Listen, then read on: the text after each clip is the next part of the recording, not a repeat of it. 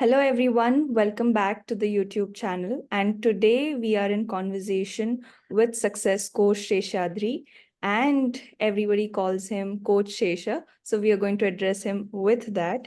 So our coach today has 35 years of rich experience in the business world, in the corporate, and he has also coached for more than 500 hours where he has guided and coached people to get successful in their particular domain.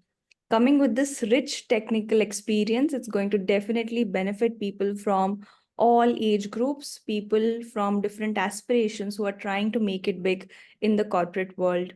Welcome to the conversation, Coach. Thank you so much for having me today. Yes, Coach. So let me start with this that we are living in a world where technology is booming. Everybody is talking about having a great, lucrative IT career. And we know that a lot of technical skills are taught at the graduate level, at the university level. So, in this place where technical skills are there, but corporate comes with its own set of expectations and requirements in the universities. So, how do you think students can bridge this gap, especially when they are trying to apply for jobs? So first off, thank you once again for having me. As we all know, today it's not just technical skills that matter. It also matters how you bring the best out of you. And that is where something like people skills, communication skills, team building skills, they all come to play. So we need to have a mix of great technical skills and also the ability to work in a team, ability to collaborate, ability to communicate. All those things make a lot of difference in terms of how you advance your career. Yes, because this happens that when we are in our universities, when we are in our graduation, we learn so many technical skills and we also know certain soft skills. But at times it becomes difficult to how to present it during the interview or present it on your resume. So, how do you, as a coach, help people create these resumes or these presentations during interviews? So first up, I'll just go back a little to our students who just graduate out of high school. Now, as we know, when we talk about education in India, we have different mediums of education. Like some people graduate in the Hindi medium, some of them in Tamil medium, and some in the Telugu medium when it comes to the high school level education. And they come up with great marks, like 95% marks. Then they go to maybe an engineering college, spend 4 years there, where the focus is on getting more and more marks to stand up and get in the 90 percentiles. So then the question there is, you have great marks in high school, you have great marks in your engineering. Now are you ready for the real world? And in the real world, you need to have a mix of good communication skills, good presentation skills. And coming back to your question, how do I prepare those people is when it comes to my clients, what I do is I have an assessment of each client one-on-one, see what are the gaps that need to be filled, and basically come up with tailor-made plans for each of them. So based on their communication skills, presentation skills, I prepare them for the real world in the sense that when they go for an interview, they can hold their head high, be confident about answering questions, and making sure that you are telling the interviewer what exactly they want to hear. Yes. Definitely. Like I always used to say, students who are preparing for the job interviews don't just go as job seekers who are nervous, but as problem solvers who have got something in them to solve the problems of the company that's approaching. With this, like you said, how does one work on building confidence in themselves and the interview skills that are required? So the answer to that is practice, practice, practice. That's where I come in as a coach. So let's assume you came in with a problem statement. You said, you know what, I got great marks. I went to 2 interviews. For some reason, I froze in time. I couldn't answer those questions. That's where I come in. So I hold mock interviews for you. I ask you questions that you would be asked in the real world. In the end, we all need to remember that it's not just textbook questions that are going to be asked.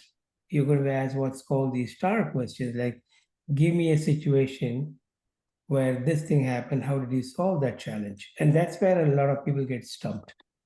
So going back to what I said, it's practice, practice, practice until the level you say, well, I have an interview next week.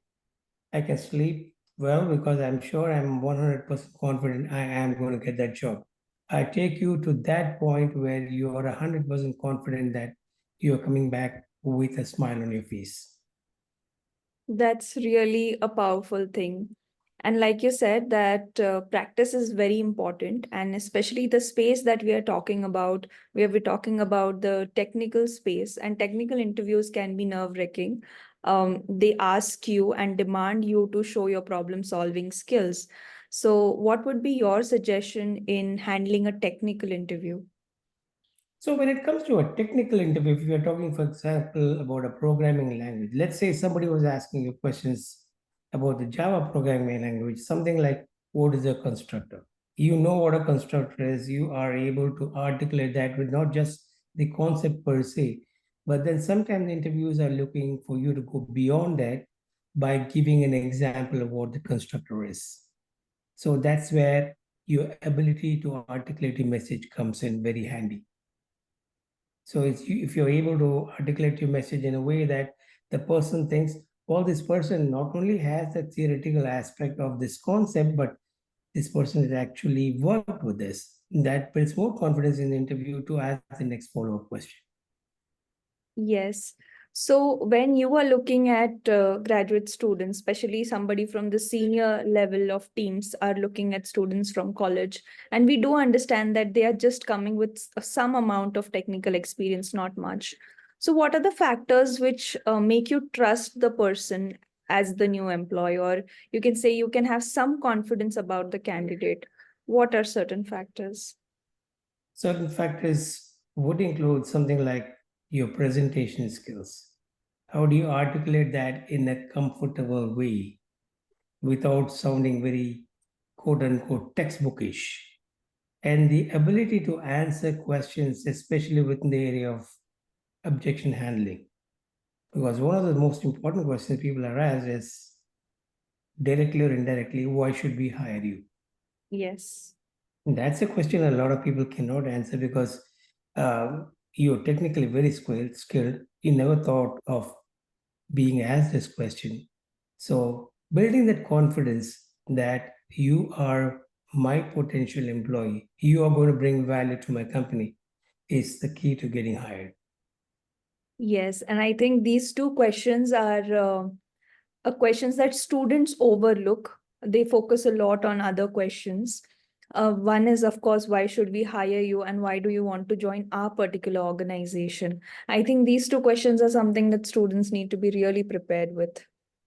So when it comes to the salary negotiation part, or where you want to demand certain benefits, especially students who are just starting or having their first job may not be that confident doing it.